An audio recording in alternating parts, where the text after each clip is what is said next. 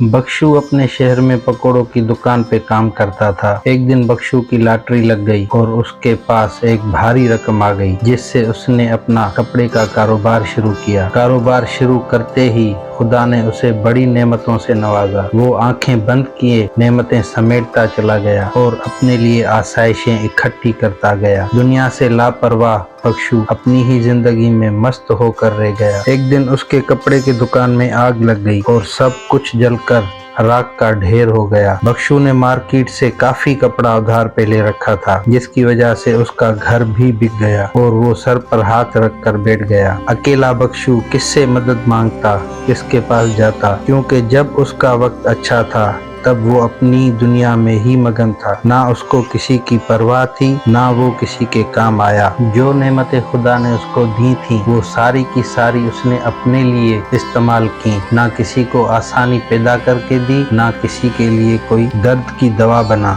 जिस तरह अच्छे वक्तों में बख्शू खुद लोगों से लापरवाह था, बिल्कुल उसी तरह आज उसकी मुसीबत में लोग उससे लापरवाह हो गए। दोस्तों, जब हमें खुदा नेमतें देता है, आसानियां देता है, तो वो सिर्फ हमारी अपनी नहीं होती, उस पर दूसरे इंसानों का भी उतना हक होता है। हमें वो बांटनी चाहिए, समेट कर रख लेनी नहीं चाहिए। आसाइशें हों, आसानियां हों, वो सब इंसानों में बांटनी चाहिए। एक बात आप हमेशा याद रखें कि आप अगर आसानियां इंसानों में बांटेंगे तो लोग आपकी मुश्किलें बांटेंगे, लेकिन अगर आसानियां आप अपने लिए समेटेंगे तो फिर मुश्किलें भी आप अकेले की ही रह जाएंगी। अच्छे वक्तों में अगर आप लोगों के काम आते हैं तो बुरे वक्तों में वही लोग आपके आगे खड़े होते हैं, लेकिन अगर आप ऐसा नहीं करते तो बुरे वक्तों में किसी को आपकी परवाह नहीं होती। हमारे मुआशरे में जितने लोग भी परेशान पाए जाते हैं, उनकी वजूहात यही होती हैं कि वो अपने अच्छे वक्तों में आसानियां बांटते नहीं। जब आसानियां उनकी अपनी होती हैं तो फिर मुश्किलें भी उनकी अपनी होती हैं। तो आइंदा से ये सोचें कि जब भी अच्छा वक्त आए, खुदा आपको किसी नेमत से नवाजे तो उसे इंसानों में बांटें, ताकि खुदा ना खास्ता कल को कोई मुश्किल आपके ऊपर आ जाए तो लोग उस मुश्किल को आपसे बांटें।